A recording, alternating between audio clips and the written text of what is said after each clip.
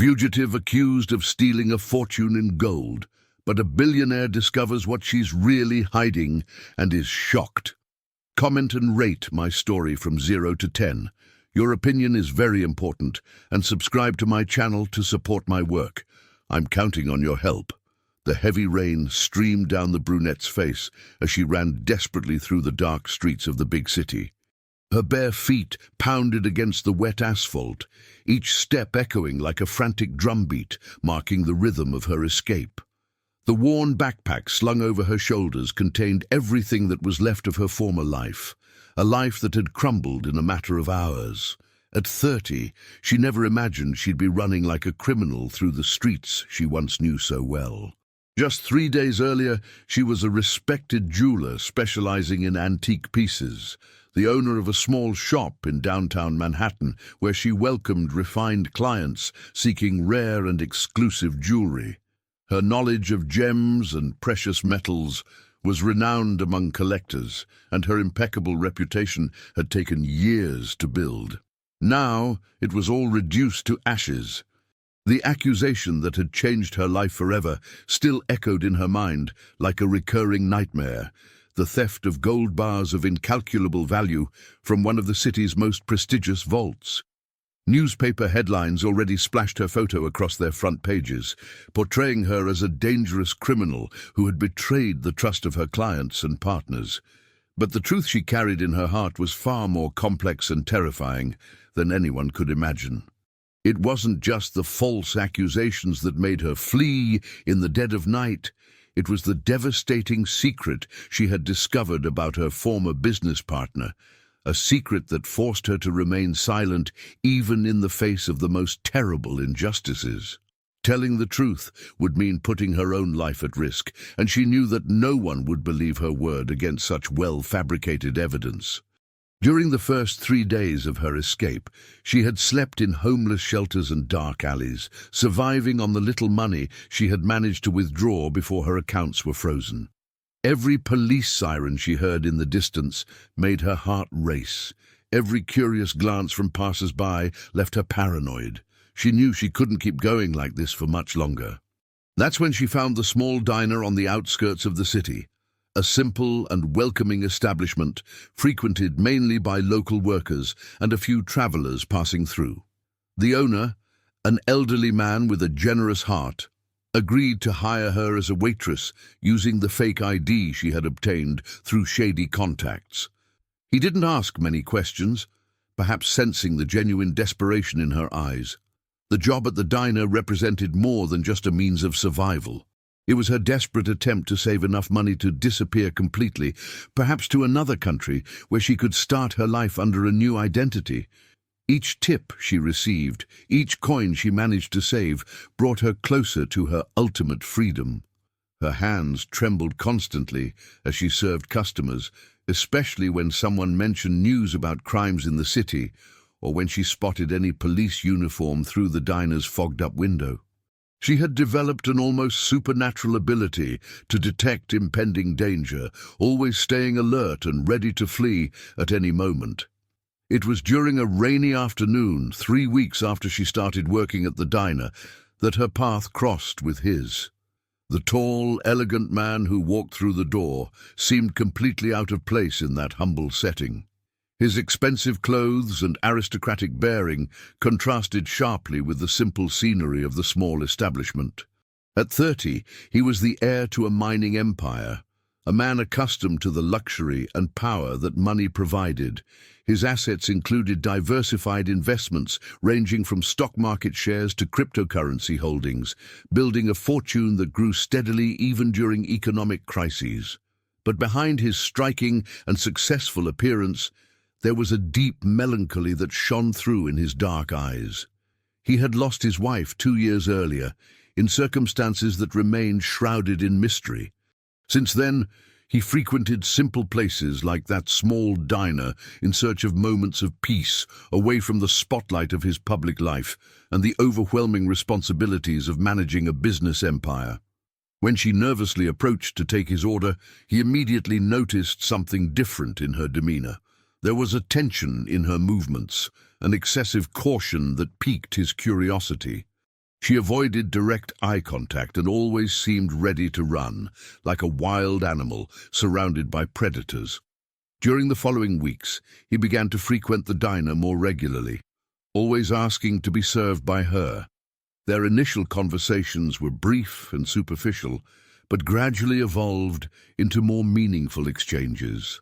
He realized that she was much more cultured and refined than she appeared, demonstrating knowledge that did not match her current situation as a waitress in a modest establishment.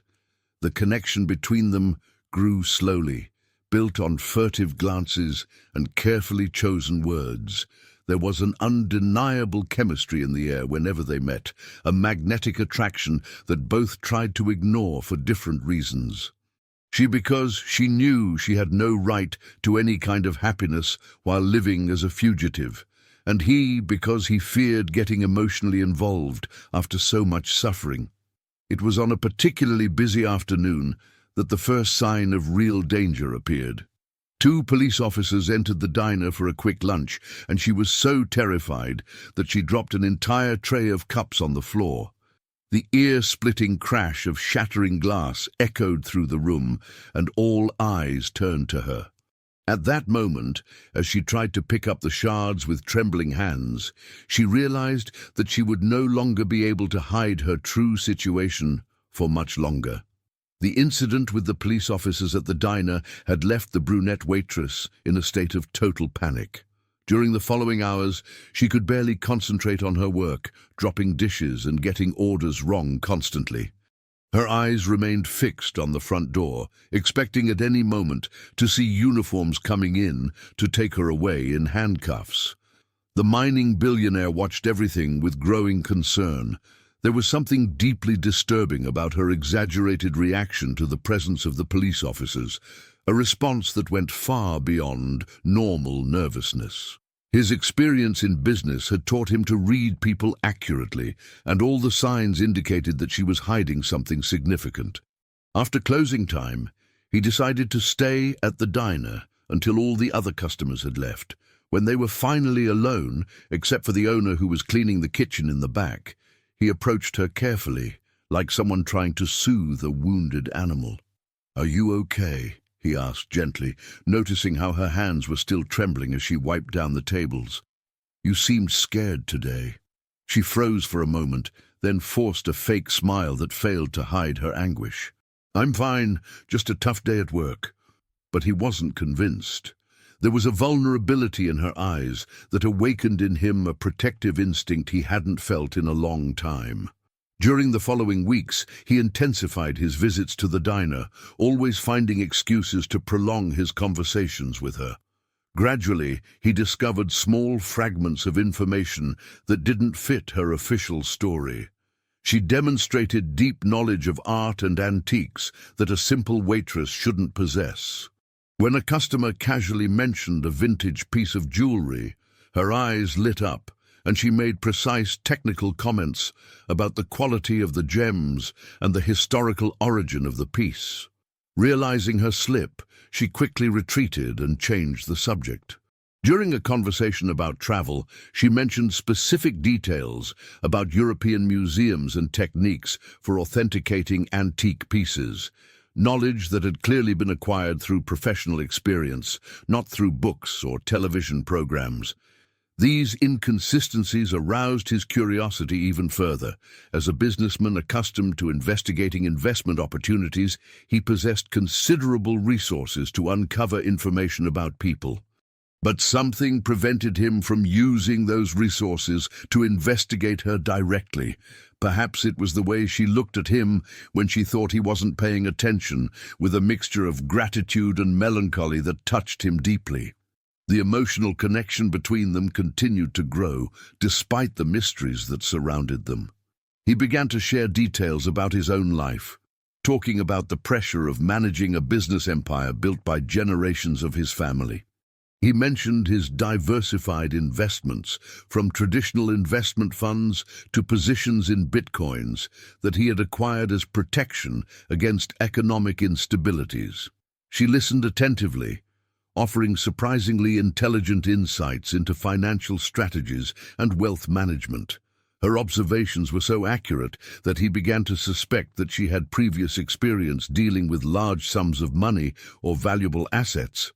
It was during one of these intimate conversations that the first major twist happened. He had just mentioned the challenges of maintaining ethical integrity in business when she reacted unexpectedly, her eyes filling with tears that she tried to quickly disguise. "Not everyone has a choice," she murmured, more to herself than to him. "Sometimes people find themselves in situations where doing the right thing means losing everything." The emotional intensity of her response surprised him. There was a deep pain in her words, a traumatic personal experience that she was reliving mentally. At that moment he realized that regardless of what her secret was, she was genuinely suffering. Determined to find out more, he began to pay attention to details that had previously gone unnoticed. He noticed that she always discreetly checked the newspaper news that customers left behind, focusing especially on the police sections. He observed how she positioned herself strategically in the diner to have a clear view of all entrances and exits. He realized that she was always carrying the same worn backpack, as if she were perpetually ready to flee. Her paranoid behavior intensified when a new customer began to frequent the diner regularly.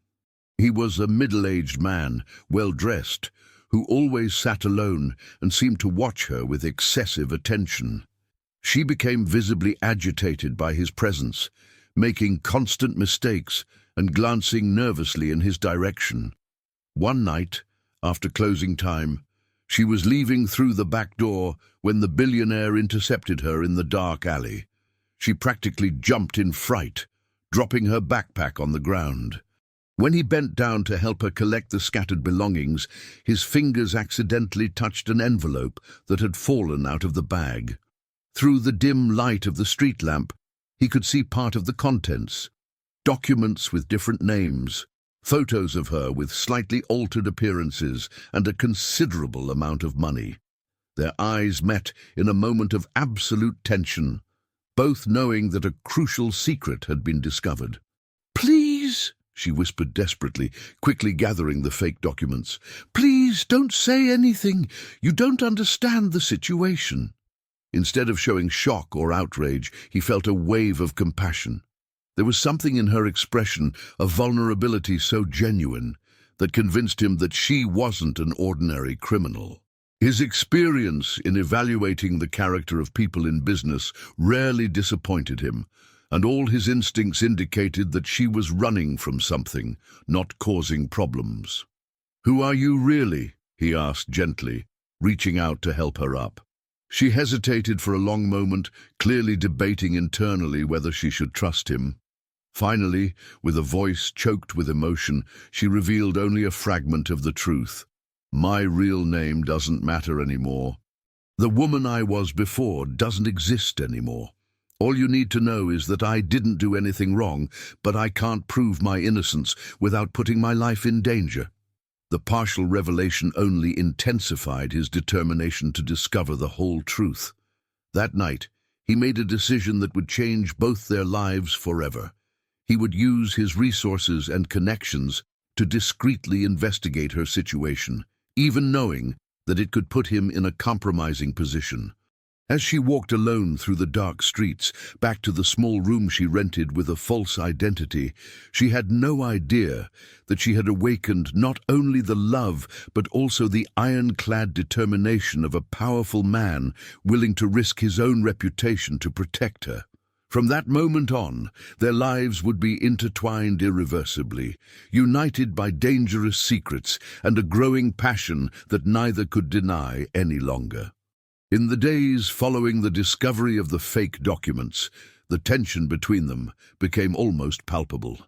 The billionaire had discreetly hired a private investigator he trusted, someone who had previously worked on sensitive cases involving his companies.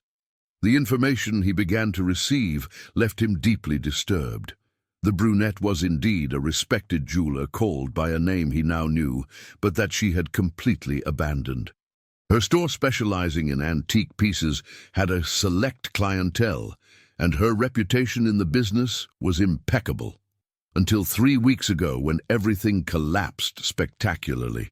The newspaper headlines of the time painted a devastating picture. She was accused of stealing gold bars, valued at millions, from the vault of one of the city's most prestigious establishments. The evidence against her seemed irrefutable, including security recordings that clearly showed her face and documents proving her access to the vault. But there was something that didn't add up in the official investigation. The more his investigator dug deep into the case, the more inconsistencies emerged. The security recordings had suspicious timestamps. The access documents contained signatures that independent experts questioned, and there were unexplained gaps in the timeline of events. What intrigued the billionaire most was the connection to the mining industry.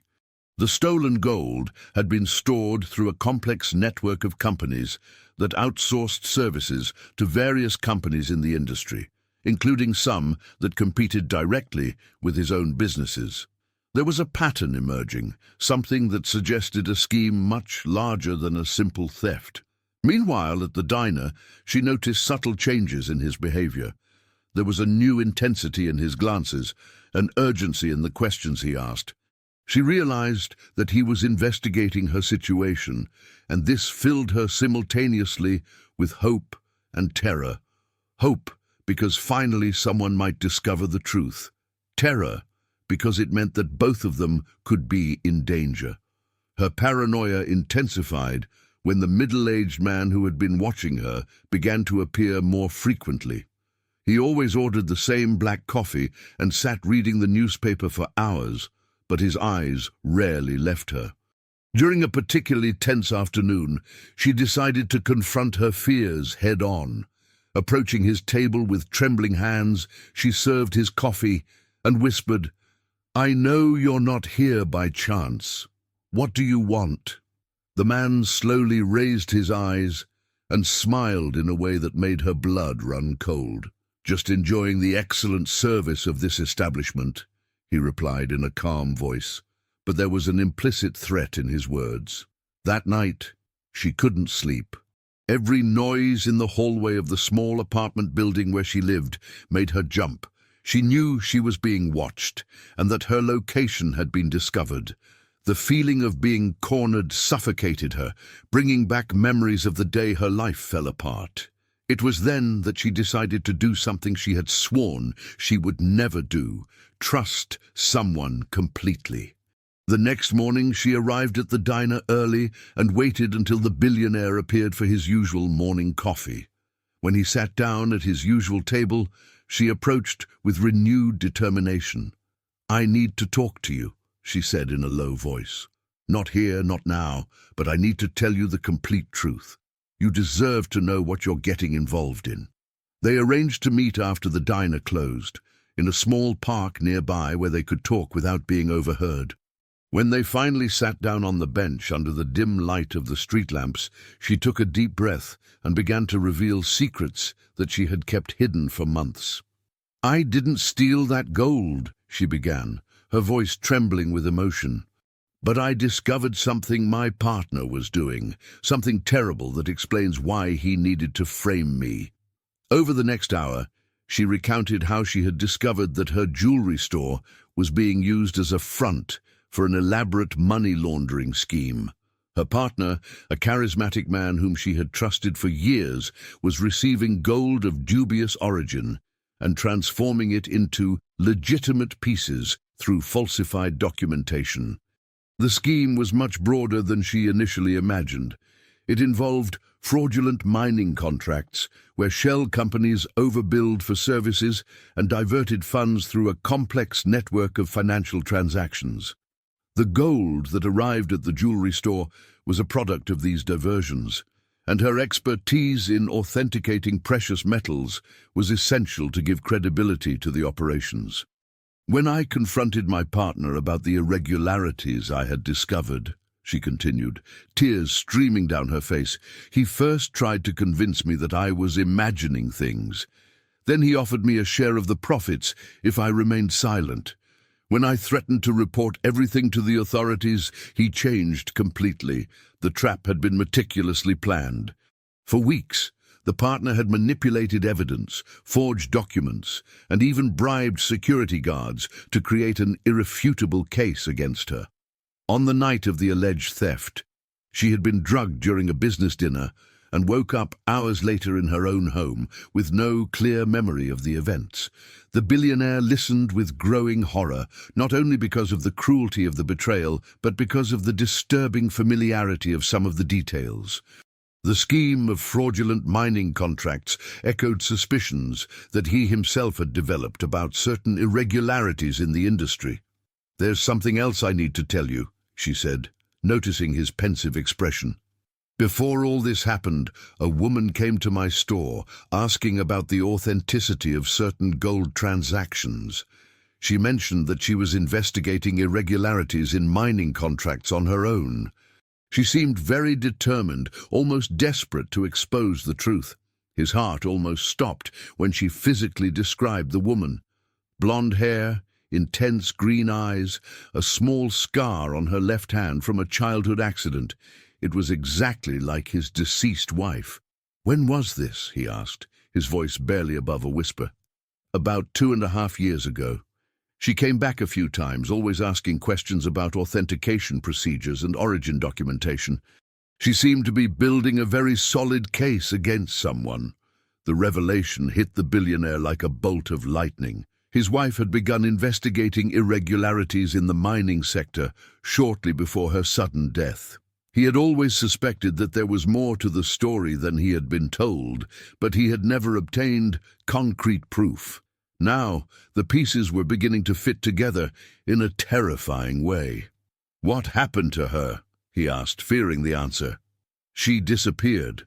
She simply stopped coming to the store, and when I tried to contact her through the information she had left, I discovered that it didn't exist. It's as if she never existed." The silence that followed was laden with devastating implications.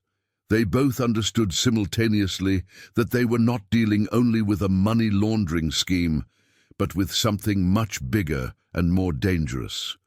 People who investigated these activities tended to disappear or suffer convenient accidents. When they finally got up to leave, he realized that they were being watched from across the park. Two figures in the shadows, too still to be casual. The danger she had tried to avoid by fleeing now surrounded them both. "We need to get out of here now," he said urgently, grabbing her arm. "And you can't go back to your apartment or to the diner anymore. They know where you are." As they walked quickly toward his car, parked on a side street, neither of them noticed the middle-aged man sitting in a dark vehicle, speaking calmly on the phone. "She made contact with the mining heir. The situation has become complicated. We need to accelerate the plans." The next 2 months transpired like an intense emotional roller coaster for both.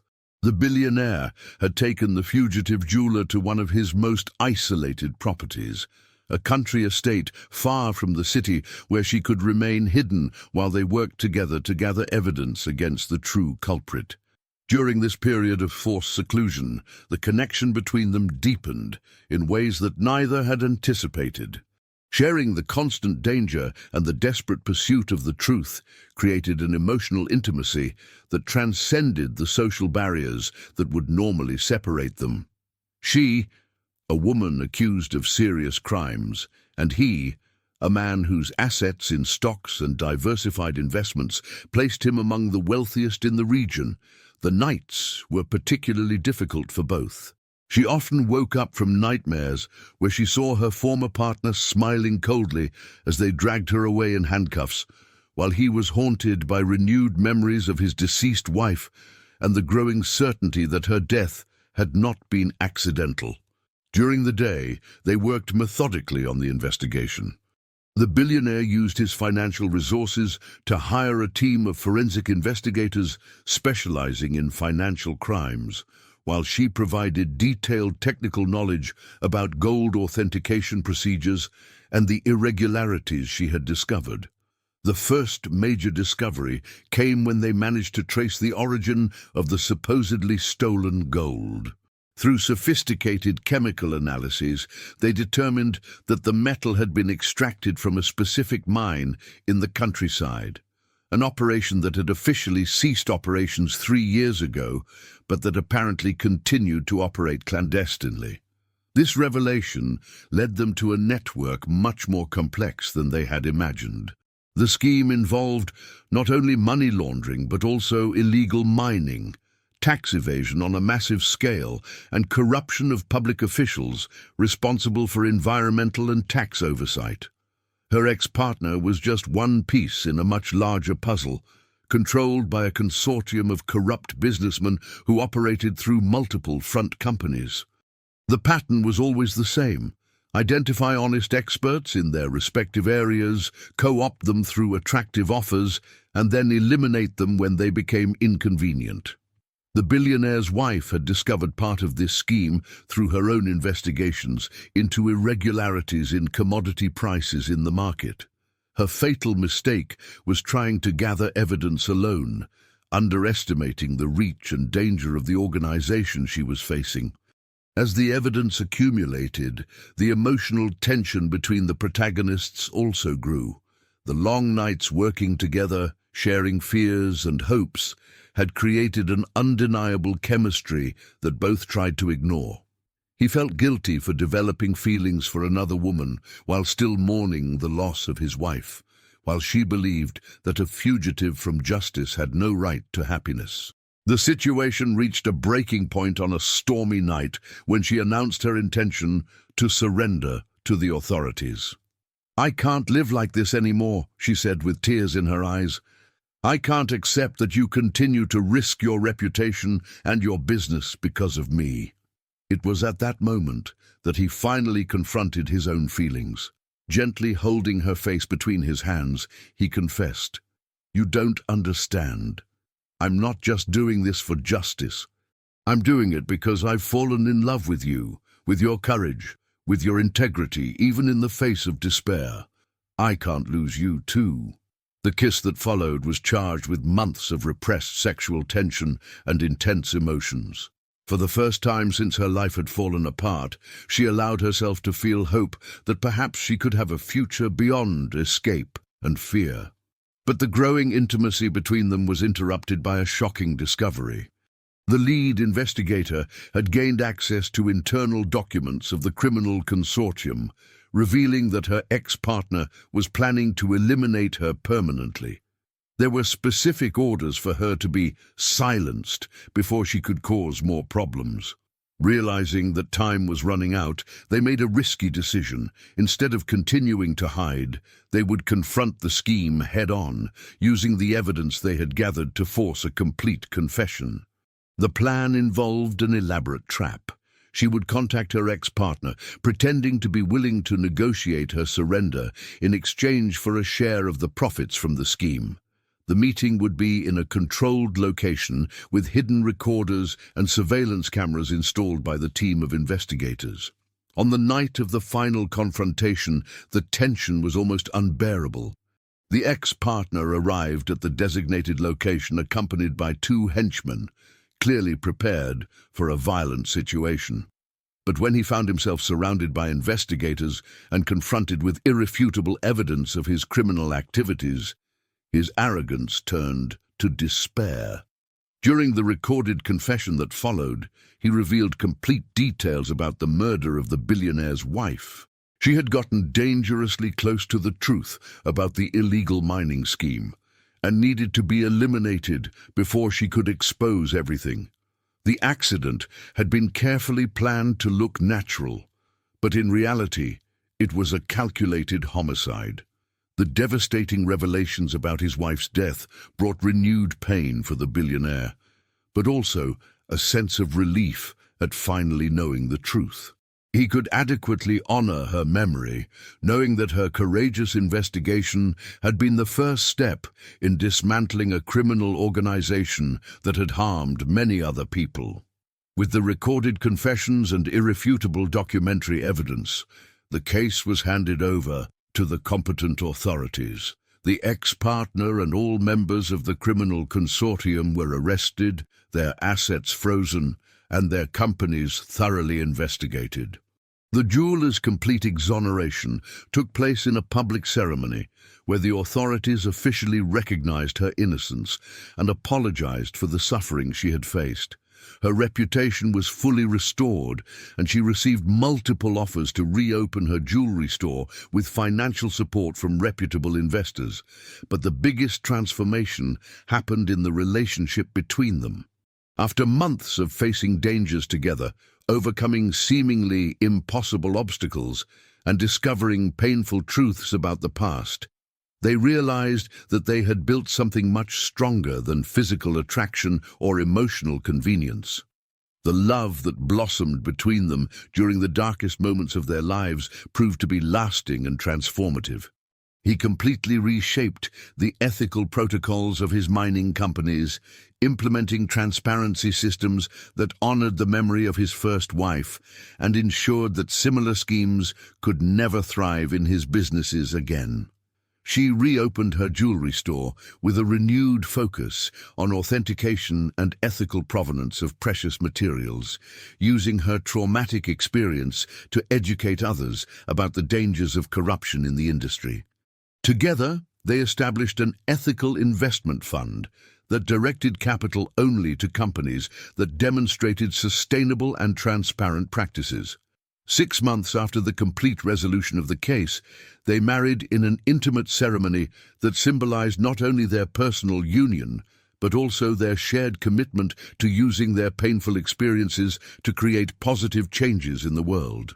The journey that had begun with a desperate escape through the dark streets of the metropolis ended with the construction of a partnership based on genuine love, mutual trust, and shared purpose. They proved that even in the most devastating circumstances, when all seems lost, truth and authentic love always find a way to triumph over injustice and corruption.